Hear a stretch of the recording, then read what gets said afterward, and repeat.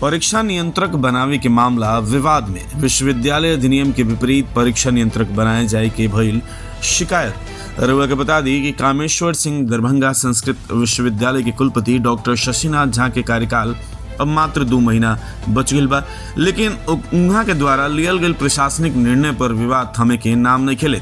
नियम के विरुद्ध संबंध कॉलेज के प्राध्यापक शैलेंद्र मोहन झा के परीक्षा नियंत्रक बनावला के शिकायत राजभवन के कल गई बा।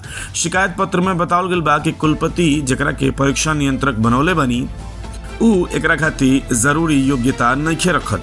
अधिनियम और राजभवन पटना से जारी विभागीय पत्र के मुताबिक ए पद खातिर सह प्राध्यापक यानी कि एसोसिएट प्रोफेसर स्तर के ही शिक्षक उपयुक्त होले। इस सगरी बात के हवाला दे कुलाधिपति के एगो मेल कल गइल बा और सीसी में राजभवन के प्रधान सचिव और विशेष पदाधिकारी समेत अन्य पदाधिकारी के भी राखल गइल बा।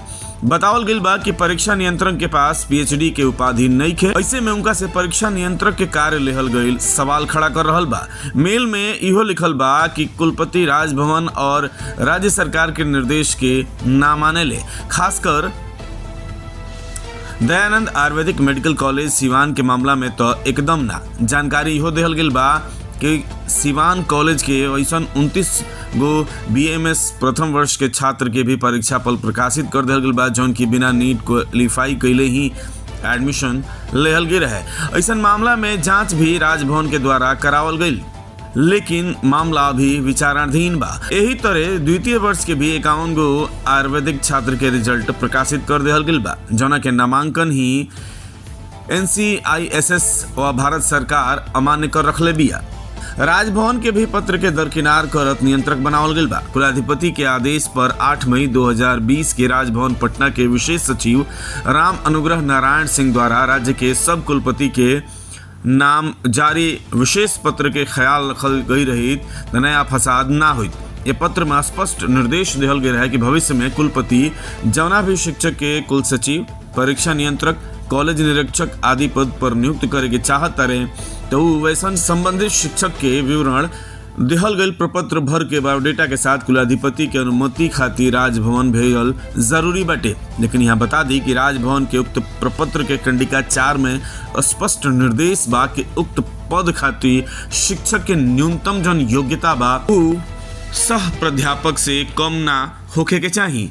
वहाँ में अगर बात कल जाओ तो सिवान में आयुर्वेदिक कॉलेज में बिना नीट नामांकन पर कार्रवाई के इंतजार बा, काहे कि जांच रिपोर्ट राजभवन के पास पहुंचल तो बा, लेकिन अभी तक कोनो कार्रवाई ना भइल। आयुर्वेदिक मेडिकल कॉलेज और अस्पताल सिवान बिना नीट उत्तीर्ण कैले 29 गो विद्यार्थी के नामांकन सत्र 2019-20 में ले रहे। इतना ही ना, दयानंद आयुर्वेदिक मेडिकल कॉलेज के प्राचार्य प्रजापति त्रिपाठी नीट उत्तीर्ण कैल मानसी सिंह, अनुष्का कुमारी और मोहम्मद समीर आलम के नामांकन ना कैनी। राज्यपाल सचिवालय सिवान के कॉलेज में सत्र 2019-20 में बिना नीट उत्तीर्ण कैले 29 गो छात्र के अवैध नामांकन के जांच कमेटी गठित कैल, जौना में तिलका माझी भागलपुर विश्वविद्यालय के कुलपति प्रोफेसर जवाहरलाल के अध्यक्ष बनैलस, जेपी विश्वविद्यालय के वित्त पदाधिकारी जमाल अब्दुल नासिर के और पाटलिपुत्रा विश्वविद्यालय के वित्त पदाधिकारी केशरी विजय मिश्र के सदस्य बनैलस। जांच समिति अपन रिपोर्ट राजभवन के सौंप दिलस, लेकिन अभी तक ए पर कोनो कार्रवाई नहीं भइल। जांच समिति दयानंद आयुर्वेदिक मेडिकल कॉलेज सिवान के मामला में कल गई जांच में 16 सितंबर 2022 कामेश्वर सिंह दरभंगा संस्कृत विश्वविद्यालय और 12 अक्टूबर 2022 के दयानंद आयुर्वेदिक मेडिकल कॉलेज में भौतिक रूप से उपस्थित होकर जांच कैलस। रिपोर्ट में जिक्र कइल गइल बाटे कि ये महाविद्यालय के 50 गो सीट आवंटित बा, जौना में से सेंट्रल कोटा में 15% यानी कि 5 गो सीट और राज्य कोटा के 85% यानी कि 45 गो सीट उपलब्ध बा।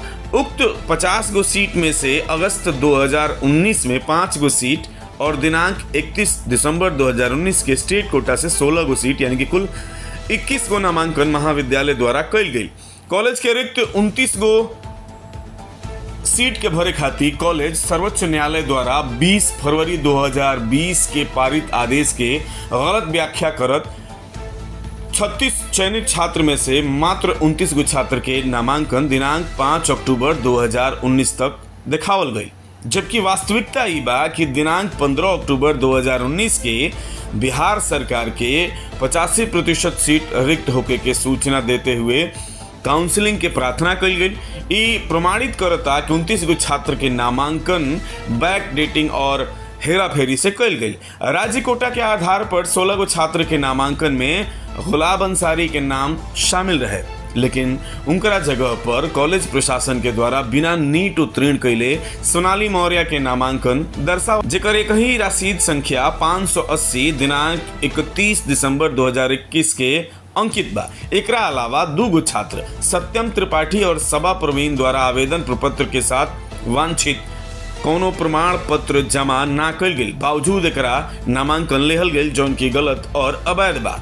इहवे ना नामांकन शुल्क में भी गड़बड़ी बा। रिपोर्ट में कहल गई बा कि नियमानुसार नामांकित छात्र के पंजीकरण विश्वविद्यालय के कुलपति कोषांग द्वारा कल गई बा, लेकिन BA-MS पाठ्यक्रम में नामांकन करे वाला छात्र के पंजीयन विश्वविद्यालय के परीक्षा नियंत्रक के कार्यालय द्वारा कल गई बा, जौन की नियमानुकूल नइखे। दिलचस्प बात इहो बाटे कि 29 गो छात्र के नामांकन जौन कल गई बा, उकनी के नामांकन शुल्क के राशि 500 रुपया प्रति छात्र, 1000 रुपया DD के जगह कॉलेज के अस्पताल के OPD खाता संख्या 16985572330 में शुल्क प्राप्ति से 3 से 8 दिन बाद बैंक में जमा करावल गई बा, जबकि ई राशि जौन बा ई नामांकन शुल्क खाता में जमा करे के चाही। अब इंतजार बा कि राजभवन ए पर कार्यवाही आखिर कबले करी। फिलहाल इंतजार करे के पड़ी।